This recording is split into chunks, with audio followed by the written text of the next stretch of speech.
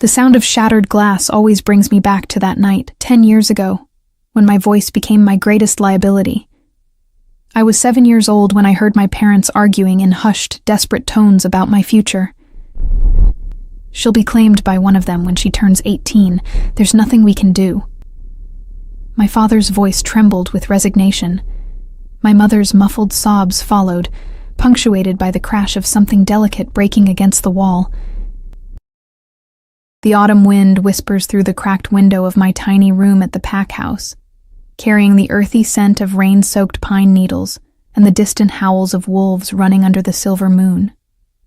Tonight marks my 17th birthday, and I've spent a decade living in shadows, pretending to be mute. 10 years of calculated silence, of communicating through nods, gestures, and hastily scribbled notes on a small worn notepad I keep tied to my wrist with a frayed leather cord. A birthday gift from my grandmother before she passed. The pack celebration buzzes outside my door. The beta females are arranging wildflowers and setting tables for tonight's feast, their excited voices carrying through the thin walls. Another girl turning 18. Another potential mate being presented to the eligible alpha males from neighboring territories. Only I'm not like the others. I'm the girl who disappeared from her voice at 7, after a traumatic incident everyone whispers about, but no one quite remembers correctly. The strange, silent servant girl who works in the kitchens and sleeping quarters, moving like a ghost through the pack house. They don't know what I know. They don't understand what I understand. In our world, voices matter more than most realize. A wolf's true voice, especially a female's during her first shift, reveals everything. Her strength, her potential, her compatibility with alphas. Some voices are ordinary, destined for beta mates and common lives. Others are rare, marked for higher positions. And then there are the rarest voices of all, Luna voices, that can call to the wolves across territories. Voices that resonate with power meant to stand beside the strongest alphas. My grandmother's silver pendant hangs heavy against my chest, hidden beneath my plain gray dress.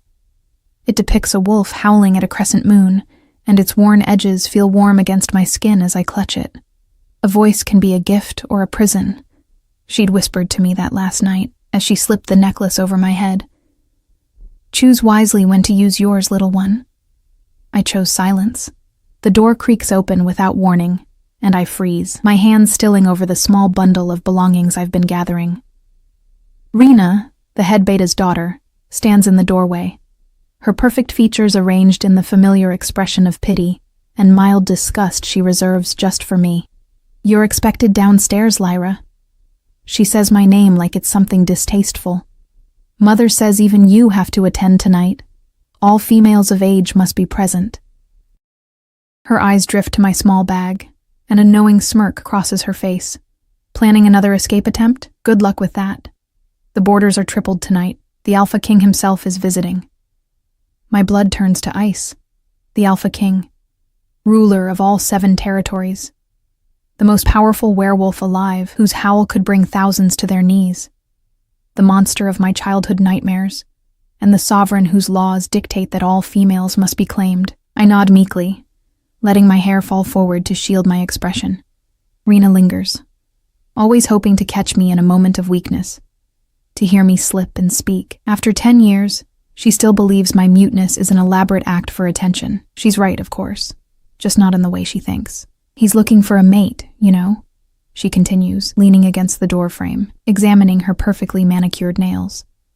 Not that you need to worry about that. Even if you weren't broken, you're barely even a beta. Look at you. Her laugh tinkles like broken glass. Though I suppose even the kitchen help should witness a royal visit. Who knows? Maybe he'll need someone to scrub his boots.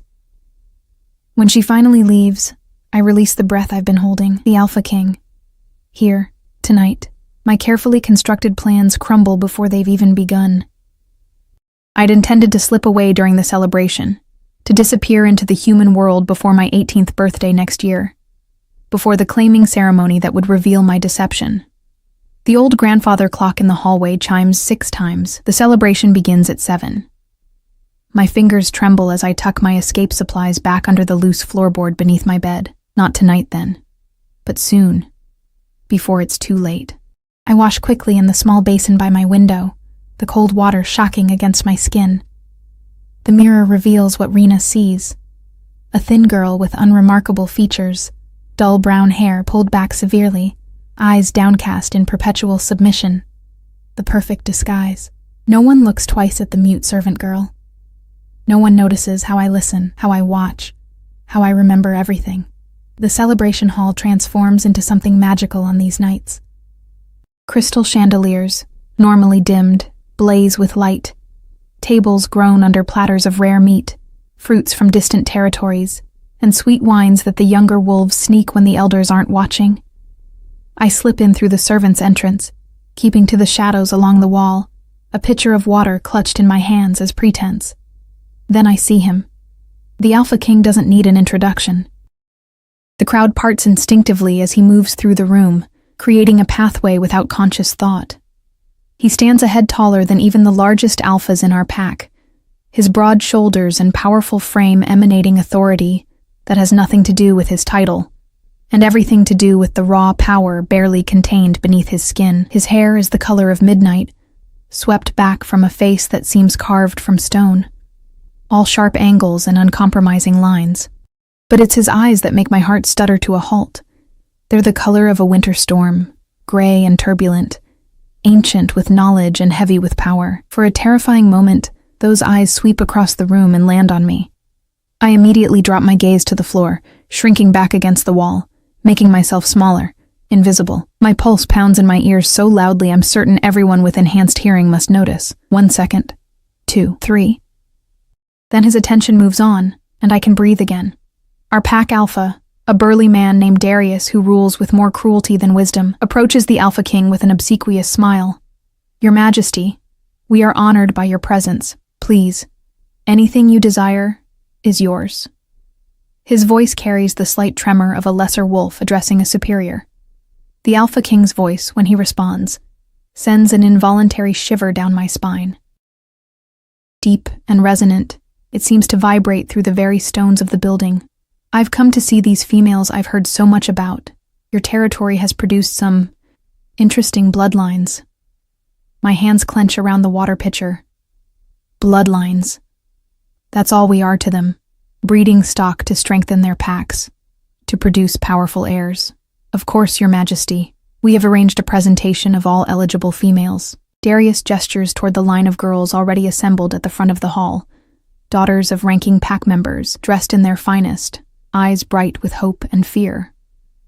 Rena stands at the center, her golden dress catching the light, her smile confident. She has been groomed for this moment her entire life. A cold certainty settles in my stomach. I need to leave. Now. Before they remember me, before they call for all females of age. I edge toward the kitchen doors, keeping my head down. 3 more steps. 2. Wait! The Alpha King's command freezes the entire room. There's another. My body turns to stone. He can't mean me. He can't possibly. The girl by the wall. Bring her forward. Rough hands grab my arms, the water pitcher tumbling from my grasp, shattering against the stone floor. The sound echoes through the suddenly silent hall. I'm dragged forward, my feet barely touching the ground, until I stand before him, head bowed, heart threatening to burst from my chest. Look at me. I cannot disobey a direct command from the Alpha King. No wolf can. But I can maintain my deception. I raise my eyes slowly, meeting his gaze with the blank submission I've perfected over years, letting nothing of my true self show in my expression. Up close, he's even more terrifying. I can feel the power radiating from him like heat from a wildfire. His scent, pine and smoke and something wild, something ancient, fills my senses until I can barely think. The scar that runs from his right temple to the edge of his jaw tells of battles won and enemies defeated. He is destruction personified, and I am standing directly in his path. Your name. It's not a question, but a demand. Darius steps forward hastily. Forgive me, Your Majesty. This is just Lyra, a kitchen girl. He waves his hand dismissively, damaged. Mute since childhood. Hardly worth Your Majesty's attention. The Alpha King doesn't look away from me. Those storm-gray eyes narrow slightly. Is that so? I nod once, dropping my gaze again, praying he'll lose interest. Instead, I feel his fingers under my chin, tilting my face up. His touch sends a jolt through me that I struggle to hide. No one touches me. Ever. I am the girl everyone forgets, the shadow in the corner, and now the most powerful alpha in 7 territories has his hands on me. How curious, he murmurs, and there's something in his tone. A dangerous curiosity that makes my blood run cold, a mute wolf. I've never encountered one before. He leans closer, and I fight the urge to step back. Tell me, little wolf, is it that you cannot speak, or that you choose not to? My eyes widen before I can control my reaction. His lips curve into the barest hint of a smile, one that doesn't reach his eyes. I thought so. He releases my chin but doesn't step back. Everyone out, he commands, his voice echoing off the stone walls. Everyone except this one. Protests erupt immediately. Darius stammers about the feast preparations, the eligible daughters waiting to be presented. Rena's mother looks ready to faint from outrage. The Alpha King doesn't raise his voice. He doesn't need to. Out. Now. The room empties in seconds, leaving me alone with him. My grandmother's pendant burns against my skin, a reminder of everything at stake. 10 years of silence, 10 years of hiding. All about to crumble because something in my expression caught the attention of the one person who could destroy everything. When the doors close behind the last person, the Alpha King circles me slowly, like a predator assessing its prey. I stand perfectly still, staring straight ahead, clutching my notepad, as if it might shield me. Write your name, he commands, gesturing to the pad. My fingers tremble as I obey, scrawling Lyra in the uneven handwriting I've cultivated to appear uneducated.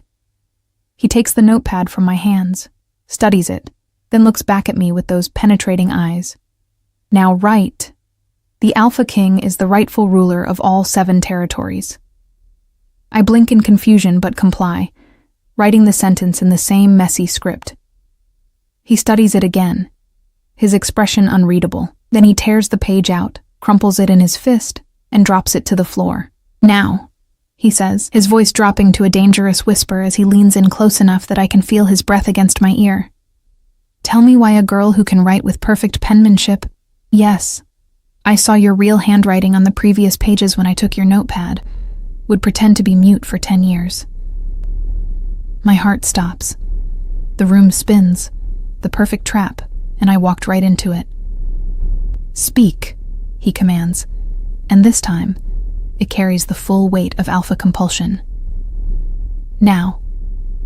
I feel it pressing against my mind, against my throat, against the walls I've built for a decade. The command of an Alpha King cannot be denied, not by any wolf. But I've spent 10 years practicing how to remain silent. I meet his gaze, letting him see the defiance I've hidden for so long, and press my lips firmly together. His eyes widen fractionally, the first genuine surprise I've seen on his face. Then something else replaces it, something like respect, quickly followed by determination. Interesting, he murmurs. Very interesting indeed. He steps back, studying me with new intensity. Do you know what happens to wolves who defy their king, little one? I do. Everyone does. Death would be merciful compared to what happens to traitors. Yet still, I remain silent. I'm taking you back to the royal territory, he announces. Tonight. My carefully constructed world shatters completely. Not this. Anything but this. You can come willingly, he continues, watching my panic with those calculating eyes. Or I can drag you there in chains. Your choice, but make no mistake. He leans in again, his voice soft but laced with steel. I will uncover your secrets, Lyra. Every last one. The pendant around my neck seems to grow heavier, a physical reminder of my grandmother's warning. A voice can be a gift or a prison. I never imagined my silence would become a cage of its own. The Alpha King holds out his hand, waiting. Your decision? Outside, the moon rises higher, casting long shadows through the windows. Somewhere in the forest, wolves howl, a sound of belonging I've never experienced. I look at his outstretched hand, then back to his face, seeing the determination there. This is the moment everything changes. I place my trembling hand in his, the simple gesture sealing my fate more irrevocably than any spoken vow. His fingers close around mine, unnaturally warm against my perpetually cold skin. A strange sensation travels up my arm, something electric and foreign, and I wonder if this is what it feels like when wolves recognize their mates. Not that it matters. I'll never be anyone's mate, least of all his. Wise choice, the Alpha King murmurs, but there's something in his tone that suggests he would have enjoyed the alternative just as much. He keeps hold of my hand as he leads me from the celebration hall, and I'm acutely aware of how small mine looks enveloped in his. The hallway beyond is eerily empty. No servants peeking around corners, no betas standing guard. The Alpha King's command has cleared the entire main floor. He moves with predatory grace, every step deliberate, pulling me alongside him as if I weigh nothing at all. I struggle to keep pace with his long strides, my worn boots slipping slightly on the polished stone. We turn down the corridor that leads to the Pack Alpha's quarters, and panic surges through me. I dig my heels in, pulling back against his grip. His head turns, those storm-gray eyes narrowing at my resistance. I need my things, I write hastily on my notepad, the lie forming before I can think better of it. If I could just get back to my room, to the loose floorboard with my emergency supplies, I might still have a chance to escape. A smile that doesn't reach his eyes curves his lips. No, you don't. He continues walking, forcing me to follow or be dragged. The door to Alpha Darius's study is ajar, soft voices drifting through the gap. The Alpha King doesn't knock. He pushes the door open and strides in, pulling me behind him like a reluctant shadow. Alpha Darius jumps to his feet, his face paling at the intrusion. The beta male beside him, our pack's record keeper, shrinks back into his chair. Your Majesty, Darius stammers. We were just preparing the proper documentation for... I'm taking her, the Alpha King interrupts, his voice allowing no argument. Have her record sent to the royal territory by morning. Darius's eyes dart to me, confusion evident. The mute girl. But surely one of our other females would be more suitable for... Did I ask for your opinion? The temperature in the room seems to drop several degrees. The Alpha King doesn't raise his voice, but power ripples through the air, making it difficult to breathe. No, Your Majesty. Darius's eyes drop in submission. Of course you may take her, though I should inform you of her history. After the trauma, she never completed her first shift. She's undeveloped, likely barren. My head snaps up at this lie. Another layer of protection Darius had crafted for me, believing he was keeping damaged goods from being claimed. I'd never understood why he bothered, until this moment. Pack politics. The weak are protected only when it serves the strong to do so. The Alpha King's thumb brushes absently over my knuckles, sending an involuntary shiver up my spine. Her medical records as well, then. His tone makes it clear the conversation is over. As we turn to leave, the beta record keeper clears his throat nervously. Your Majesty, there is the matter of the claiming payment. Traditionally, when an alpha claims a female from another pack, the Alpha King stops, and the air around us grows dense with power. When he speaks, his voice is soft, dangerous. I'm not claiming her. I'm taking her. There's a difference. He turns just enough to fix the beta with a look that makes the man visibly recoil. Unless you'd like to discuss the matter further? No, Your Majesty. Outside Darius's quarters, a small contingent of guards waits. Not our pack's guards, but the Alpha King's own elite warriors. They snap to attention as we emerge, eyes carefully averted from me. One steps forward, bowing his head slightly. The car is ready, Your Majesty. Car. Not shifted wolves running through the forest as is typical for our kind. The word sends another ripple of fear through me. How far is the royal territory? I've never been beyond our pack's borders, never seen the world outside this compound. The Alpha King nods once, then turns to me. Last chance to tell me your secrets voluntarily, little wolf. I stare back at him, willing my face to remain expressionless, despite the fear churning inside me. After a moment, he sighs, sounding almost disappointed, stubborn. We'll see how long that lasts. The night air hits me like a physical blow as we step outside. Autumn is giving way to winter, and the wind carries the promise of snow. I wrap my arms around myself, my thin dress offering little protection against the cold. Without a word, the Alpha King shrugs out of his jacket, a formal black affair that looks obscenely expensive, and drapes it over my shoulders. The gesture is so unexpected that I forget to flinch away. His scent envelops me immediately, stronger now. Pine and smoke and something wild that makes my wolf stir restlessly beneath my skin. I haven't allowed her close to the surface in 10 years, keeping her caged and quiet, but suddenly she's alert, pushing against my control, drawn to his scent like a moth to flame. "Better?" he asks. And for a brief moment, there's something almost gentle in his voice. I nod once, clutching the edges of the jacket together with one hand. It hangs nearly to my knees, the sleeves dangling well past my fingertips. I should look ridiculous, but instead I feel marked, claimed.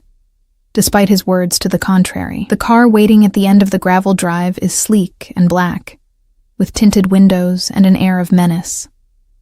One of the guards opens the rear door, stepping aside as the Alpha King guides me forward. I hesitate at the threshold, looking back over my shoulder at the only home I've known for the past decade. Despite everything, the cruelty, the servitude, the constant fear of discovery, it was safe in its own way, predictable. Second thoughts? The Alpha King's breath is warm against my ear. It's too late for that. He's right, of course. It was too late the moment his eyes found mine across the celebration hall. Perhaps it was too late long before that. The day I chose silence over truth, deception over destiny, I slide into the back seat, the buttery leather cool against my legs. The Alpha King follows, settling beside me with casual grace, close enough that our shoulders almost touch. The door closes with a heavy thunk, sealing us in together. The partition between the front and back seats is up, giving us privacy, or trapping me alone with him, depending on how you look at it. The engine purrs to life, and we begin to move down the long driveway. I watch through the window as the pack house recedes into the distance, lights twinkling like fallen stars against the darkening sky. My prison for 10 years, now replaced with something potentially far worse. You won't be returning. His voice breaks the silence, matter of fact. Whatever life you had there is over. I turn to look at him, finding his gaze already fixed on me. In the dim light of the car, his eyes appear almost silver, like polished steel, inhuman. I reach for my notepad, then realize I've left it behind in the Alpha's study. Panic flutters in my chest, my one means of communication gone. As if reading my thoughts, he reaches into his pocket and produces a small, leather-bound notebook and pen, far nicer than my worn pad and stubby pencil. "I imagine you'll be needing this." He offers them to me, his expression unreadable. I take them cautiously, our fingers brushing in the exchange. That same electric current runs between us, and I see his eyes narrow slightly. He feels it too, whatever it is. I open the notebook to the first page and write, "Where are you taking me?" He reads my question and leans back against the seat, stretching his long legs as much as the confined space allows.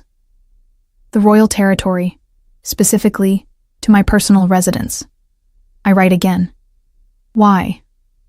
"Because you intrigue me." He says it simply, as if that's reason enough to uproot someone's entire existence. Perhaps for him it is. A wolf who refuses to speak, even under Alpha command? That's unprecedented.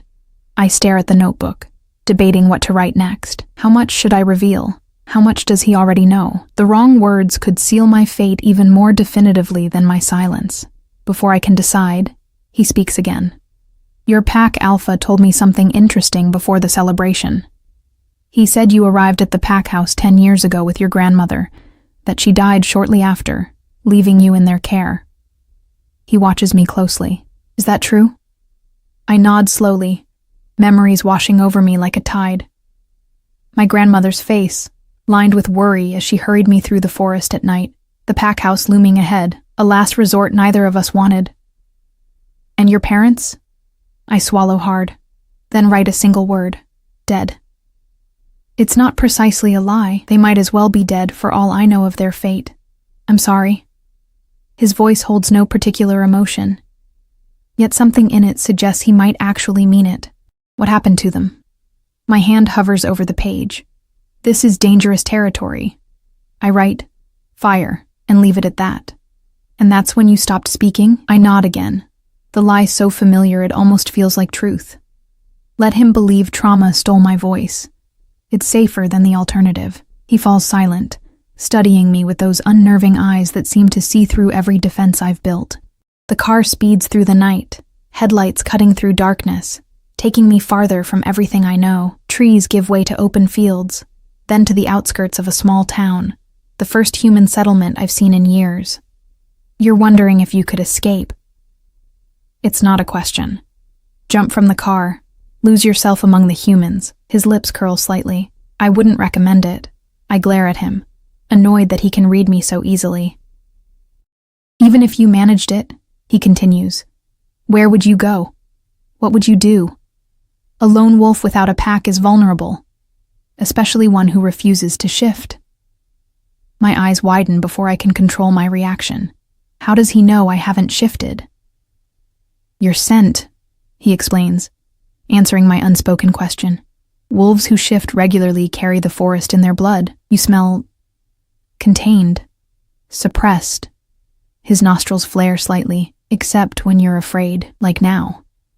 I turn away, staring fixedly out the window. The town passes in a blur of streetlights and sleepy storefronts. Humans going about their ordinary lives, unaware of the predators passing through their midst. Your grandmother, he says after a long silence. What was her name? I hesitate, then write, Ilara. His expression changes subtly, a slight narrowing of the eyes, a tightening around the mouth. Recognition. Ilara, he repeats, and the way he says it sends a chill down my spine. Of the Northern Crescent Pack, my pulse quickens. He knows. Somehow, he knows who she was. Which makes you. His eyes drop to my chest, to the place where my pendant hangs hidden beneath my dress. Interesting. The car turns onto a private road, climbing steadily upward. We've reached the foothills of the mountains that separate the territories. The royal territory lies beyond, nestled in a valley that legend says was formed by the first Alpha King's massive paws as he claimed the land for our kind. We'll be there in 20 minutes, he says, glancing at his watch. Then his eyes return to me, and there's something new in them, something calculating. That gives you time to reconsider your silence. I shake my head firmly, clutching the notebook to my chest like a shield. Very well. He shifts suddenly, moving closer until our knees touch.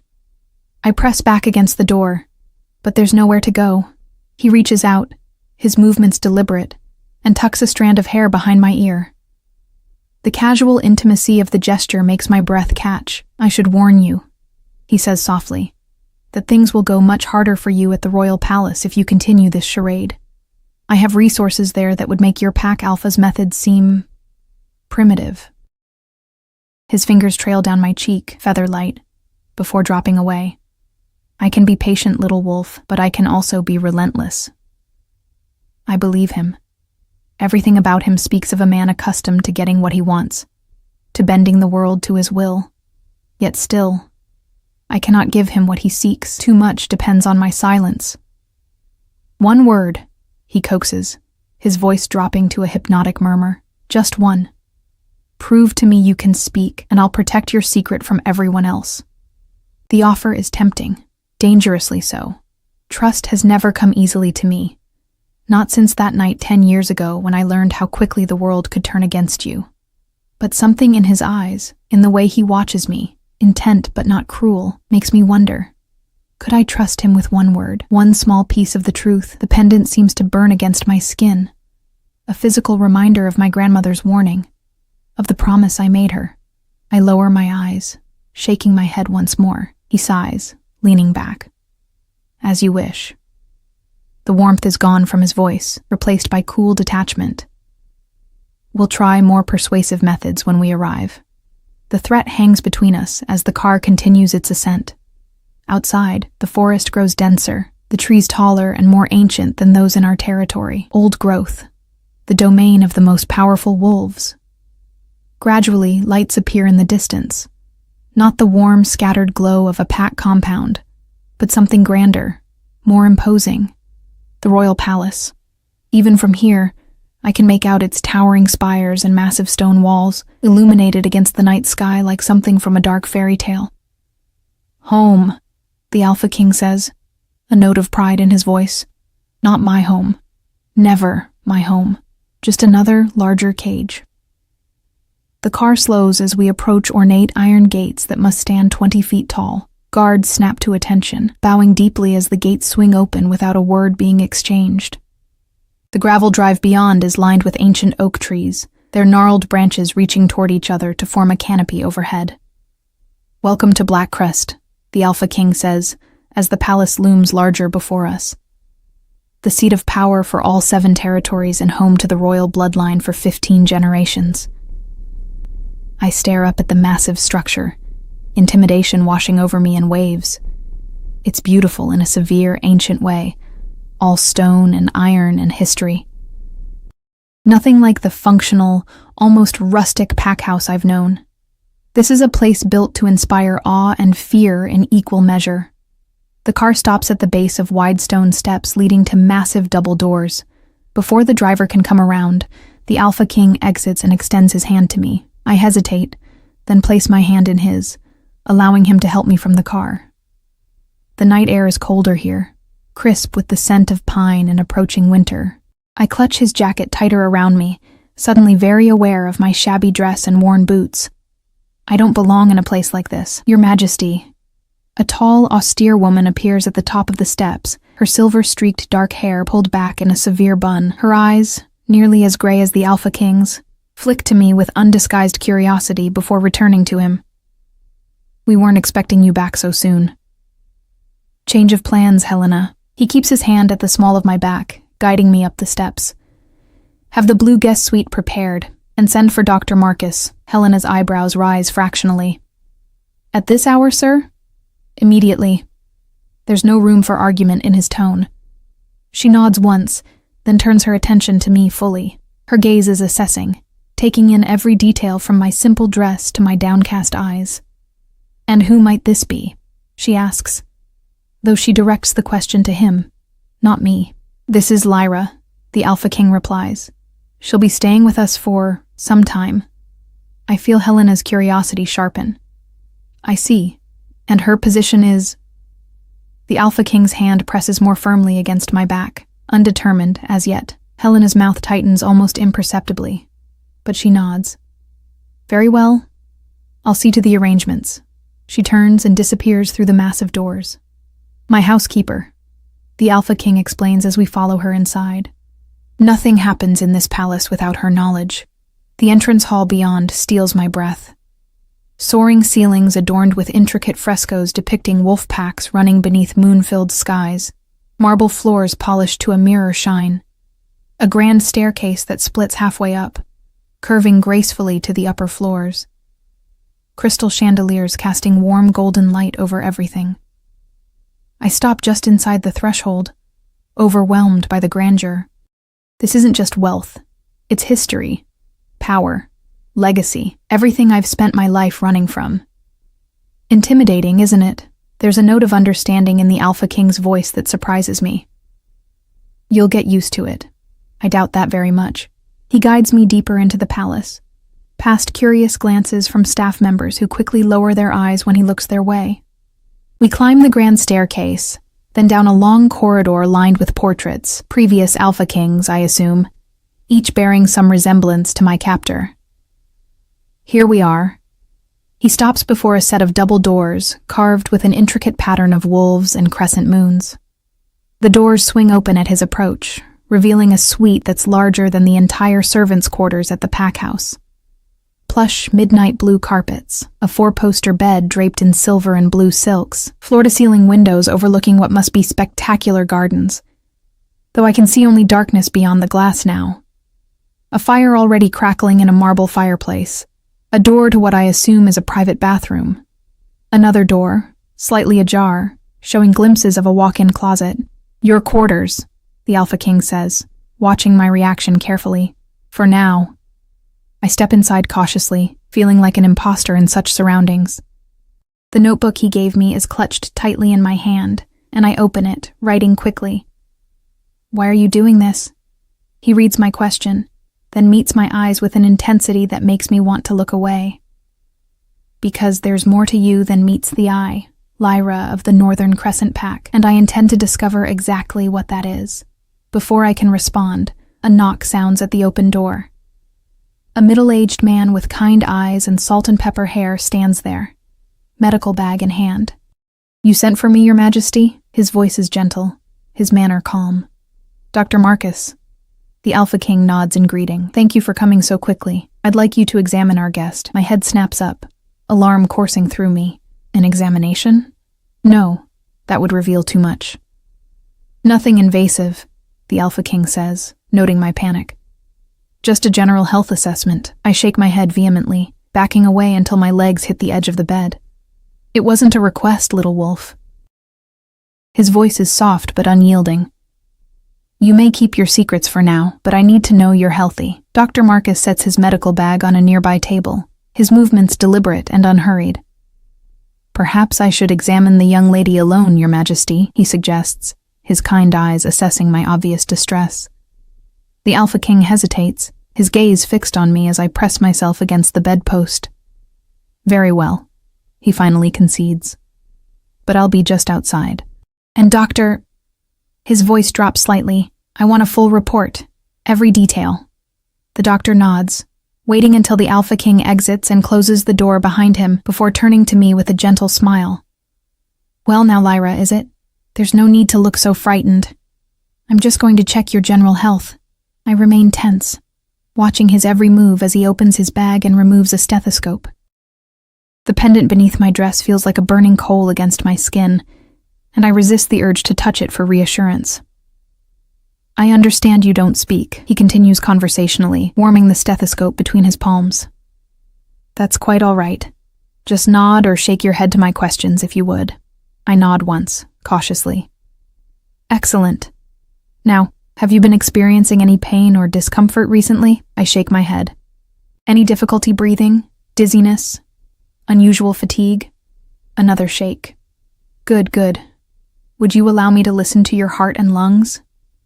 I hesitate, then give a small nod. This much should be safe. He approaches slowly, as one would a cornered animal, and places the stethoscope against my chest, over my dress. His eyebrows rise slightly. "Your heartbeat is quite rapid. Understandable, given the circumstances." He moves the stethoscope. "Take a deep breath for me, please." I comply, inhaling slowly, then exhaling. "Again, please." As I breathe, his eyes narrow with professional interest. He moves the stethoscope to different positions, listening intently. After several minutes, he straightens. "Interesting," he murmurs, more to himself than to me. "Very interesting indeed." My pulse quickens further. What has he heard? What does he know? "Now, I need to check your reflexes and pupillary response." He produces a small light from his bag. Just standard procedure. The examination continues, Dr. Marcus working methodically, his touch clinical but gentle. He checks my reflexes, my eyes, examines my throat with the light, takes my pulse, and notes everything in a small notebook of his own. Throughout, he maintains a running commentary, explaining each step before he performs it, asking for permission with his eyes even when he doesn't need to. "Well," he says finally, packing his instruments back into his bag, "you appear to be in excellent physical health, if somewhat undernourished." He pauses, then adds carefully, "However, there are certain anomalies I would like to investigate further, with your permission." I tense again, shaking my head firmly. He sighs. "I thought as much." He closes his bag with a snap. "Just one more question, if I may. When was your last shift?" The question sends ice through my veins. I look away, unable to meet his compassionate gaze. I see. His voice is soft with understanding. "That's quite a long time for a wolf, especially one your age." He hesitates, then adds, "Suppressing your wolf can have serious health consequences, you know. Physical and psychological." I know. Of course I know. The constant ache beneath my skin, the restlessness that never quite subsides, the dreams of running free that leave me gasping in the dark. But the alternative is worse, far worse. "Well, I've gathered what I need for now." He moves toward the door, then pauses, turning back. For what it's worth, your secret is safe with me, doctor-patient confidentiality. He taps the side of his nose with a conspiratorial smile, then slips out of the room. I sink onto the edge of the bed, suddenly exhausted. The adrenaline that has kept me going since the Alpha King first noticed me is fading, leaving behind bone-deep weariness. 10 years of vigilance, of careful deception, shattered in a single evening. And for what? Because I wasn't invisible enough.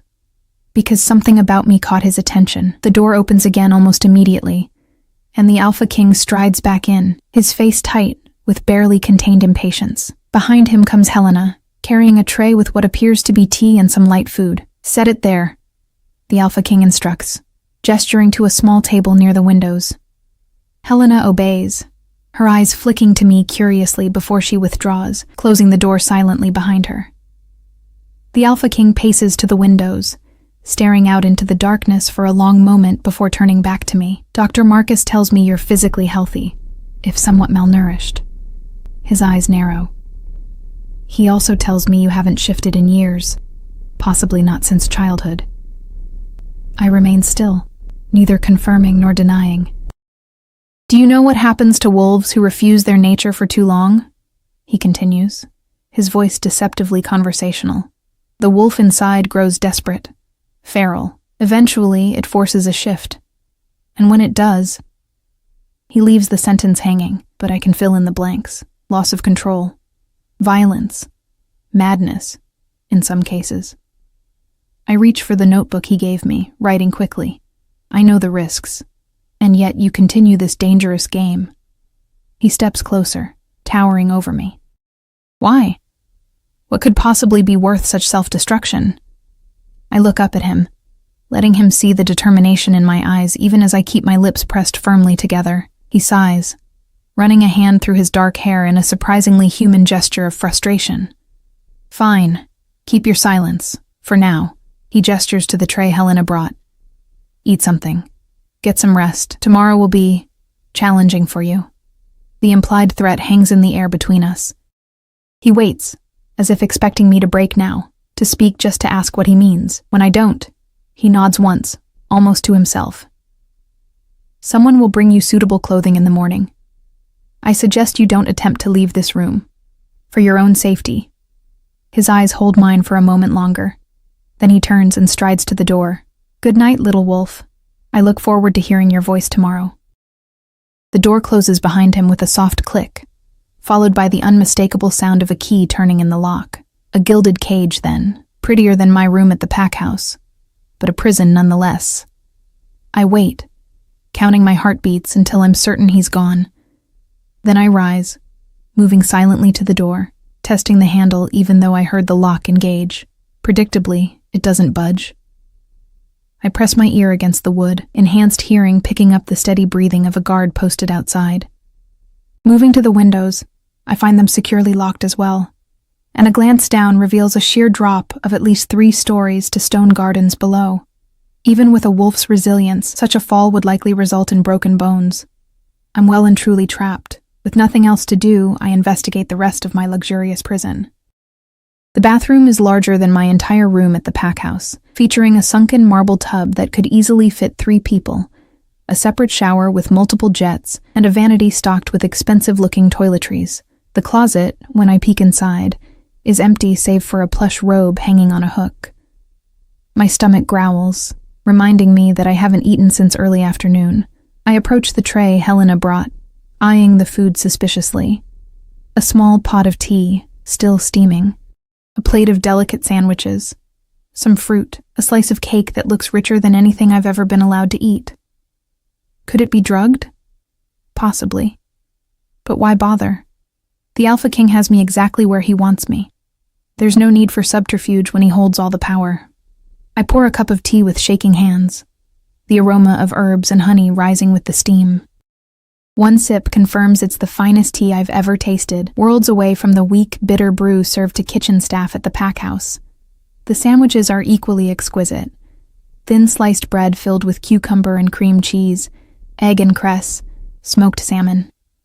I eat slowly, savoring each bite, unsure when I'll be fed again. the cake I save for last, breaking off a small piece with my fingers.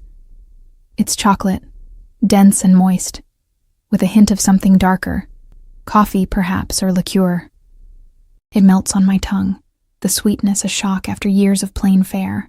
With my hunger sated, exhaustion crashes over me in waves. Despite my fear, despite the uncertainty of what tomorrow holds, my body demands rest. I eye the massive bed with its silken covers dubiously, feeling out of place even contemplating sleeping in such luxury.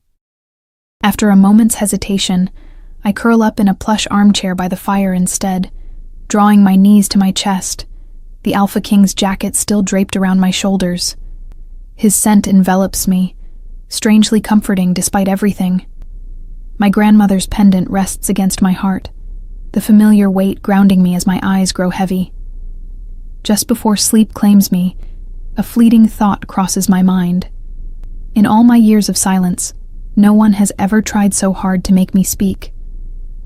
No one has ever looked at me the way he does, as if I'm a puzzle to be solved, a mystery worth unraveling. No one has ever seen me at all. I wake to sunlight streaming through windows that someone has unlocked and opened slightly, allowing crisp mountain air to filter into the room. For a disorienting moment, I can't remember where I am. Then it all comes rushing back, the Alpha King, the car ride, this gilded prison. Moving stiffly from the chair, I stretch, muscles protesting after a night spent curled in an awkward position. A glance at the ornate clock on the mantel tells me it's just past 7 in the morning. The fire has died down to embers, but the room remains comfortably warm. A soft knock at the door makes me start. Before I can react, it opens, revealing Helena carrying a stack of neatly folded clothing. "Good morning," she says briskly, her sharp eyes taking in my rumpled appearance and the untouched bed. "His Majesty requests your presence for breakfast at 8:30. I've brought some things that should fit you." She sets the clothing on the bed, then straightens, hands clasped before her. "Would you like assistance with bathing or dressing?" I shake my head quickly. "Very well. I'll return in an hour to escort you to the breakfast room." She turns to go, then pauses. The hot water tap is on the left. Towels are in the cabinet beneath the sink. With that practical advice, she withdraws, closing the door behind her. I approach the bed cautiously, examining what she's brought. Simple but elegant garments, far finer than anything I've worn in a decade. A soft ivory sweater of what feels like cashmere, dark blue jeans that look my size. Delicate undergarments with the tag still attached. Thick socks. A pair of supple leather ankle boots. How did they find clothing in my size so quickly? The Alpha King must have guessed, or perhaps Dr. Marcus provided measurements after his examination. Either way, the thought of being so easily read, so easily provided for, is unsettling. Still, I can hardly meet the Alpha King wearing my shabby gray dress. With a resigned sigh, I gather the clothing and head for the bathroom. The hot water is a luxury I haven't experienced in years. At the pack house, servants bathed last, after everyone else had used the hot water. I stand under the powerful spray until my skin turns pink, using the expensive-smelling shampoo and soap provided, washing away the grime of my old life. As I dry off, I catch sight of myself in the steamy mirror, and pause, startled by my own reflection. Without the constant downward gaze, the deliberately poor posture, the self-effacing demeanor I've cultivated for so long, I look different. Older than 17, certainly. There's a wariness in my eyes that speaks of hard-won survival, but also a defiance I've kept carefully hidden until now. I dress in the provided clothing, everything fitting as if made for me. The soft fabrics feel foreign against my skin, a reminder of a life I might have had in another world, another time. I leave my grandmother's pendant outside my sweater, a small act of defiance. My hair, free of its usual severe bun, falls in damp waves past my shoulders. I consider pulling it back, returning to the invisible servant girl I've pretended to be for so long. But something stops me. That girl doesn't exist anymore. She was left behind the moment the Alpha King's eyes found mine across the celebration hall. Exactly on time, Helena returns, knocking sharply before entering. She looks me over with an appraising eye, nodding once in apparent approval.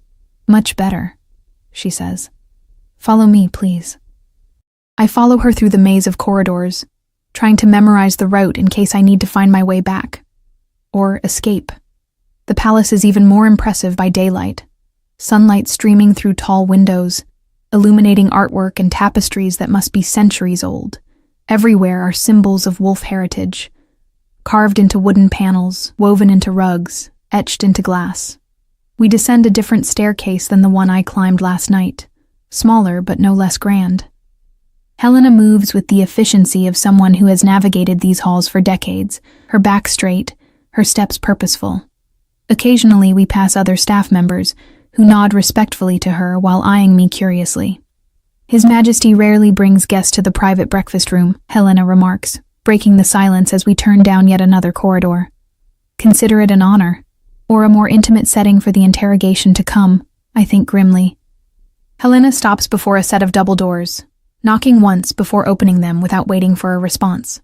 "The guest, Your Majesty," she announces, then steps aside to let me pass. The room beyond is smaller than I expected, though still larger than the entire kitchen at the pack house. Windows line one wall, overlooking what I now see are magnificent terraced gardens descending in stone steps down the mountainside.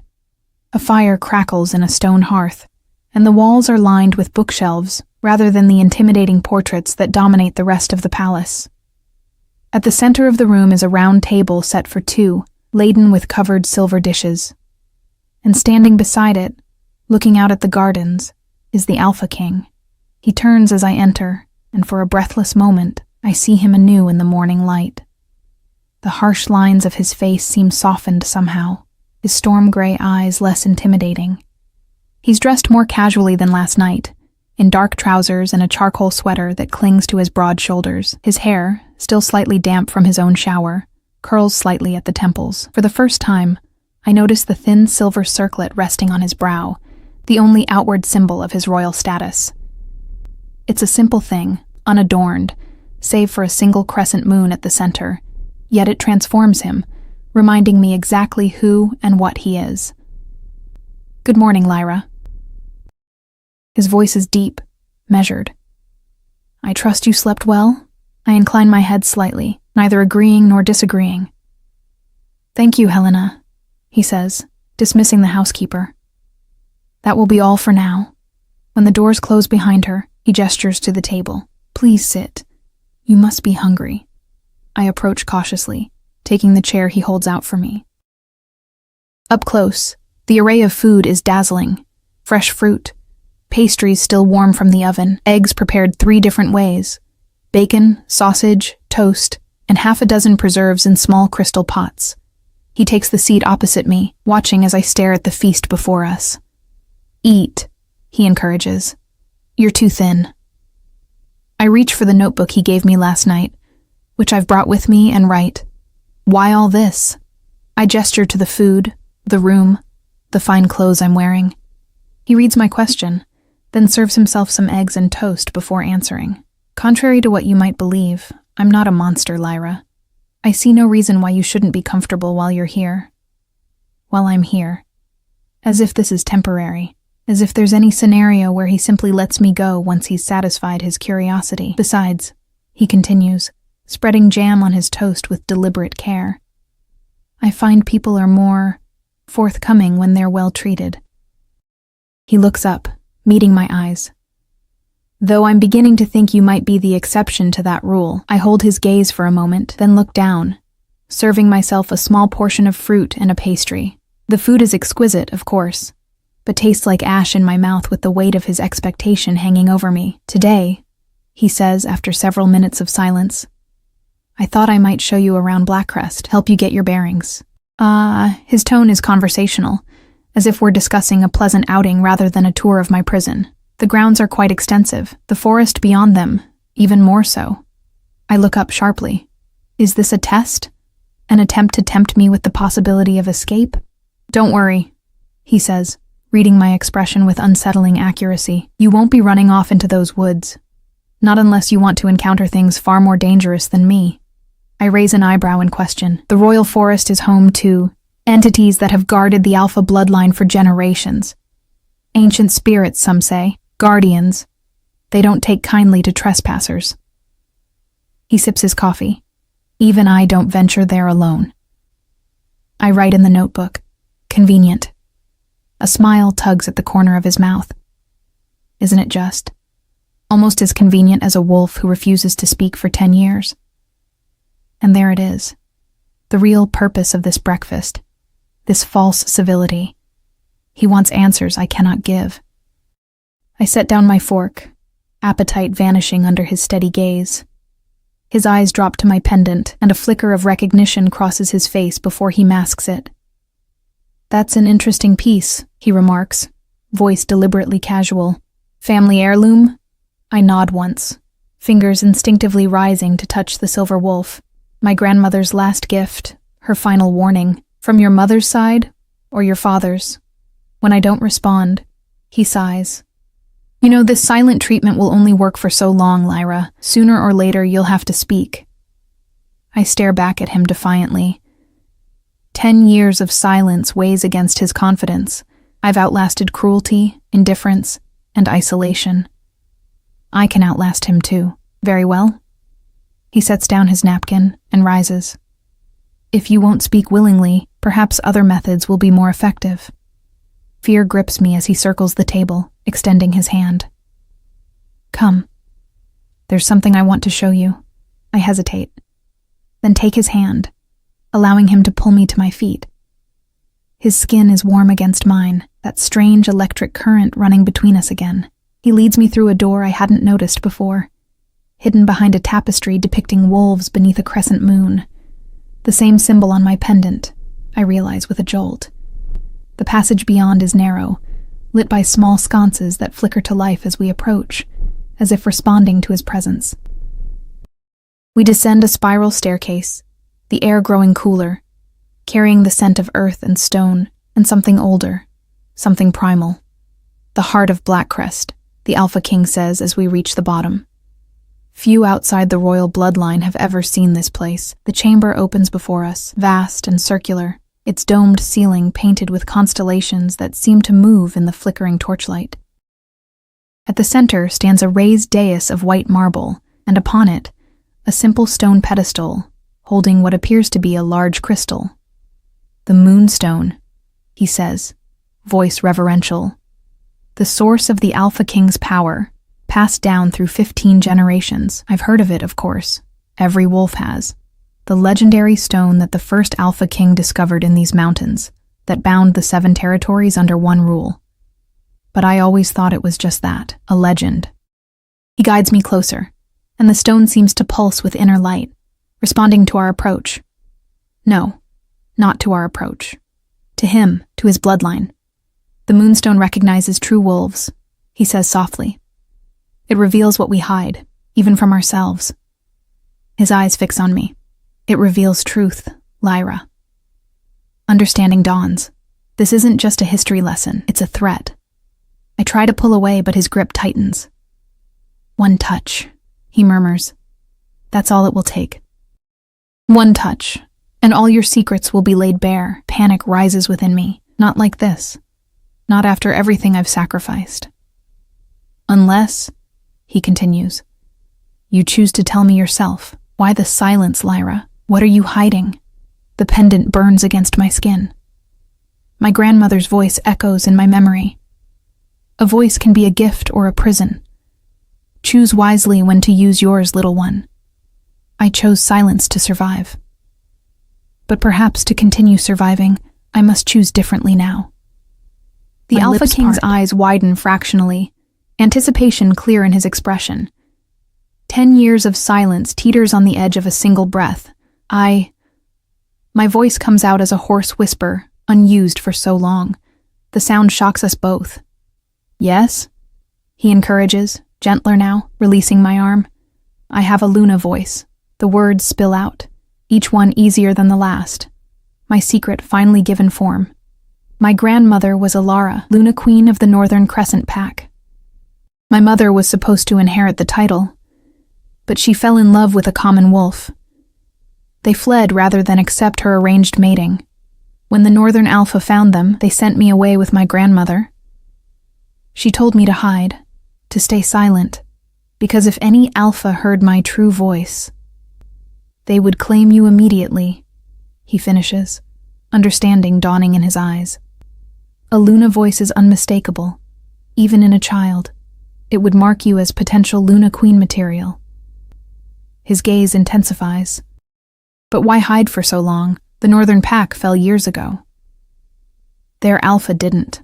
The words taste bitter. He still hunts for any remaining Northern bloodline, especially female heirs who might challenge his rule by mating with a rival alpha. I swallow hard. My grandmother died protecting me. I promised her I would stay hidden until I was strong enough to reclaim what was stolen from us. And you've kept that promise for 10 years. There's something like respect in his voice now. Impressive. But why reveal yourself now? I gesture to the moonstone, because you've left me no choice. He studies me for a long moment, then does something unexpected. He laughs, a rich, warm sound that echoes through the chamber. Oh, little wolf. I had my suspicions from the moment I saw that pendant. The moonstone doesn't reveal secrets. It's just a ceremonial crystal. Impressive, but ultimately powerless. I stare at him, realization dawning. You tricked me. I did. He doesn't look remotely apologetic. And it worked. Anger flares within me, at him, at myself for falling for such a simple deception. 10 years of careful silence, broken by a bluff. Before I can respond, he steps closer, his expression turning serious. The Northern Alpha, Damon, is indeed still hunting your bloodline. He was at the celebration last night. Though you probably didn't recognize him, he left shortly after I claimed you. Fear grips me anew. He was there? He saw me? He saw a mute servant girl claimed by the Alpha King on a whim, nothing more. His hand rises, brushing a strand of hair from my face with surprising gentleness. You're safe here, Lyra. Safer than you've been in 10 years. Why would you protect me? I ask, suspicion coloring my tone. What do you gain? His eyes hold mine, intense and unreadable. Perhaps I've been looking for someone like you. Someone with courage enough to defy an Alpha King. Someone worthy of standing beside one. The implication steals my breath. You can't mean... A true Luna Queen, he says softly, for a kingdom that has been without one for too long. His fingers trace the outline of my pendant. The crescent moon returns to its rightful place. I step back, overwhelmed. I don't even know your name. A smile curves his lips, genuine this time, reaching his eyes and transforming his severe features. Kieran. My name is Kieran. Kieran, I repeat, the name feeling right on my tongue. 10 years of silence, and his name is among the first words I speak freely. In the dim light of the ancient chamber, something shifts between us. Not just the physical attraction that's been simmering since he first touched me, but something deeper. Recognition, perhaps, the sense that our meeting was inevitable, written in the stars painted on the ceiling above us. Your voice is exactly what the legends described, he murmurs. Beautiful, powerful, made to command wolves and speak to their hearts. His hand extends toward me, an invitation rather than a demand. Will you use it, Lyra? Will you reclaim your birthright? Will you stand with me against Damon and all who would threaten our kind? I look at his outstretched hand, then back to his face. 10 years I've spent hiding, surviving. Perhaps it's time to start living. My fingers intertwine with his, the electric connection between us stronger than ever. Yes, I say, my voice growing stronger with each word. I will. And in that ancient chamber, beneath the painted stars, the silence of a decade finally shatters completely as I step into my true destiny, not as the mute servant girl, but as Lyra, heir to the Northern Crescent Pack and future Luna Queen.